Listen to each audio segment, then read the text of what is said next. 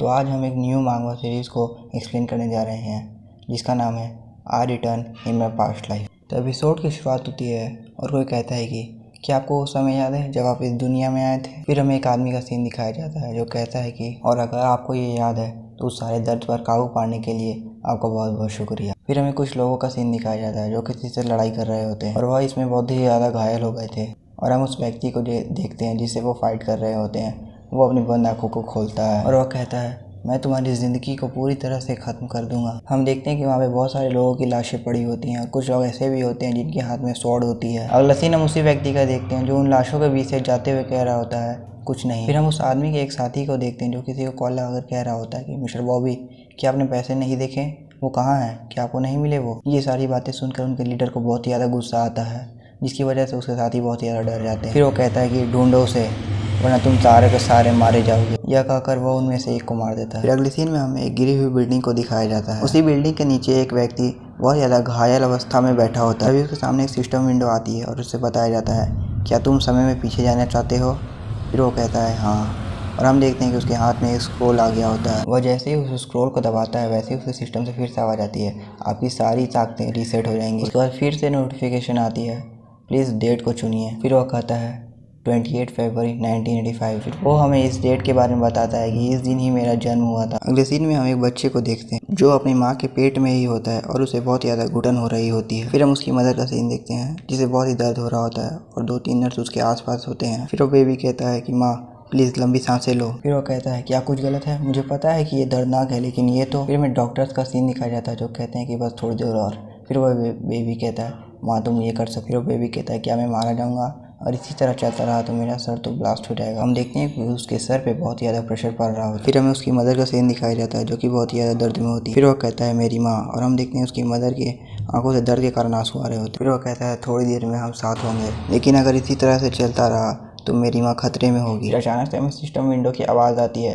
कि आपको एक ऐसी स्किल मिली जिसकी वजह से आप अपनी सिचुएशन को अपने हिसाब से डाल सकते हैं। अगले सीन में हम उसकी मदर को देखते हैं जो बिल्कुल ठीक ठाक होती है और एक नर्स के पास उसका बच्चा होता है। फिर हमारा एमसी अपने स्टेटस को खोलते हुए कहता है कि वो इंसान जिसने अपनी किस्मत को बदल लिया। फिर हमें एक और नोटिफिकेशन दिखाई जाती है जिसमें कहा जाता है कि एक इंसान जिसने अपनी किस्मत को बदल लिया वो अपने सारी स्किल्स और स्टैट्स को रैंक अप कर सकता है। वो अपने सारे पेन को अपनी स्किल की ड्यूरेशन में कम कर। फिर वो कहता है ये एक ऐसा ट्रेड है जिसने फर्स्ट इविल को बहुत ही ज़्यादा स्ट्रॉन्गेस्ट बना दिया। यह बहुत ही खतरनाक स्किल है जिसकी मदद से आप तख्त को भी बदल सकते हैं अगर आप पूरी तरह से हार जाएं तब भी। अगले सीन में हमें सिस्टम की फिर से आवाज़ आती है जो कहता है कि आपका क्वेस्ट स्टार्ट हो चुका है, आपको हेल्दी बनना है। हम देखते हैं कि हमारा हीरो दूध पी रहा होता है। हमें फिर से सिस्टम की आवाज़ आती है जो कहती है कि हेल्दी बनने का प्रोसेस 15/300। फिर हमारा एमसी कहता है मेरे पैदा होते ही मेरा सिस्टम क्वेस्ट स्टार्ट हो गया। सिस्टम की फिर से आवाज़ आती है आपका पहला क्वेस्ट पूरा हो चुका है, आपकी वाइटैलिटी 1 से इंक्रीज़ की जाती है, आपकी परफेक्शन 1 से इंक्रीज जाती है, आपको 3 पॉइंट्स मिलते हैं। सिस्टम की नोटिफिकेशन फिर से दिखाई जाती है उसमें कहा जाता है आपका क्वेस्ट नंबर 2 स्टार्ट हो चुका है। यह कितना अच्छा रिवॉर्ड है और मुझे अब पता चला कि अगर किसी के पास ओवरकम एडवर्सिटी वाली स्किल हो तो एक रीज़न काफ़ी है कि वो फर्स्ट इविल है और इसी वजह से वो बहुत ही ज़्यादा स्ट्रॉन्ग। अब इस सीन में हमारे एमसी हमें 8 इविल्स और 8 वर्चूज़ के बारे में बताता है कि पूरी दुनिया में केवल 16 एस क्लास हंटर्स ही थे जो बहुत ही ज़्यादा स्ट्रॉन्ग थे। 16 में से 8 जो सिस्टम के लॉयल बने उन्हें वर्चूज़ कहा जाता था लेकिन 8 जिन्होंने सिस्टम को रिजेक्ट कर दिया वो इविल्स कहलाए। अगर मैं तुम्हें बताऊं तो वह इविल्स और वर्चूज़ में कुछ ज़्यादा अलग नहीं है, उनमें केवल एक ही चीज़ अलग है वो है मोटिवेशन और सेल्फ इंटरेस्ट। हम जानते थे कि वो हमें अपनी तरफ करने की पूरी कोशिश करेंगे या तो डंजन की आइटम्स की हेल्प से नहीं तो अपनी पावर दिखाकर। फिर हम एमसी का सीन देखते हैं जो कि बहुत सारे लोगों के साथ फाइट करने की वजह से बहुत ज़्यादा थक गया होता है और वह कहता है हम हाथियों के सामने केवल मच्छर के अलावा और कुछ भी नहीं है। हम सब में से सबसे ज़्यादा ताकतवर फर्स्ट इविल। सारे के सारे अवेकनर उसकी पावर के सामने कंफ्यूज हो जाते हैं। फिर हम फर्स्ट इविल को देखते हैं। फिर हमारा एमसी कहता है कि वह पूरी तरह से एक परफेक्ट स्टेट में है, कोई और अवेकनर उसकी तरह नहीं बना,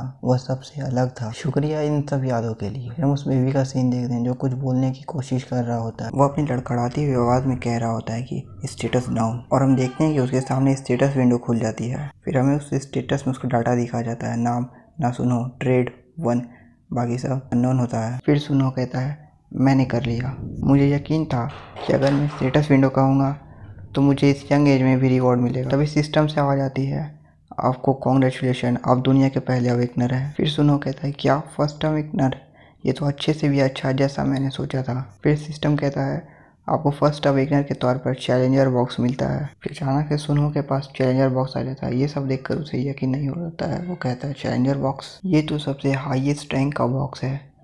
समय में पीछे आने के बाद मुझे ये चांस मिलेगा, मैंने सोचा नहीं था। मुझे नहीं लगा था कि मैं इसे फिर से खोलूँगा। फिर सिस्टम की तरफ से नोटिफिकेशन आती है आपको ऑडियंस वर्थ स्किल मिली है। हम देखने के सुनो के हाथ में बहुत सारी लाइटनिंग होती है। फिर सुनो अपने हाथ की तरफ देखते हुए कहता है ऑडियंस वर्थ, ये तो 6th वर्च्यू की मेन स्किल है। और इसी में हम किसी के हाथ को देखते हैं जिसके अंदर से लाइटनिंग निकल रही होती है और हम देखते हैं कि ये 6th वर्च्यू होता है।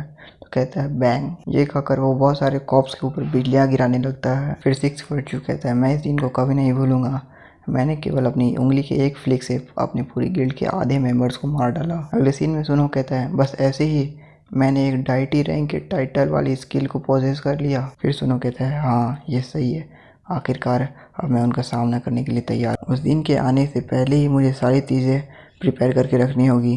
अगले सीन में हमें सुनो का बेबी वर्जन दिखाया जाता है जो अचानक से रोने लगता है। फिर उसकी मॉम कहती है क्या हुआ स्वीटी। फिर उसको डैड कहते हैं क्या ये उठ गया। हम देखते हैं कि सुनो बहुत ही ज़्यादा रो रहा होता है। उसकी मॉम कह रही होती है सब ठीक है, शांत हो जाओ। फिर सुनो हमें बताता है कि मेरी छोटी सी ये बॉडी मेरे दिमाग का भार नहीं उठा पा रही है, इसलिए मैं खुद को रोने से नहीं रोक सकता हूँ। फिर सुनो की मॉम कहती है मेरे प्यारे बेटे, मेरी सिर्फ एक ही विश है कि तुम सेहतमंद बड़े हो, तुम्हें कोई भी बीमारी ना हो। फिर थोड़ी देर में सुनो सो जाता है, उसके मॉम डैड भी सो जाते हैं। फिर सुनो हमें बताता है कि यह वही रीज़न है जिसकी वजह से मैं समय में पीछे आया। मैं सबको इस ज़िंदगी में प्रोटेक्ट करूँगा, मैं किसी एक को भी मरने नहीं दूंगा, कोई भी फ़र्क नहीं पड़ता, बस तुम रुको।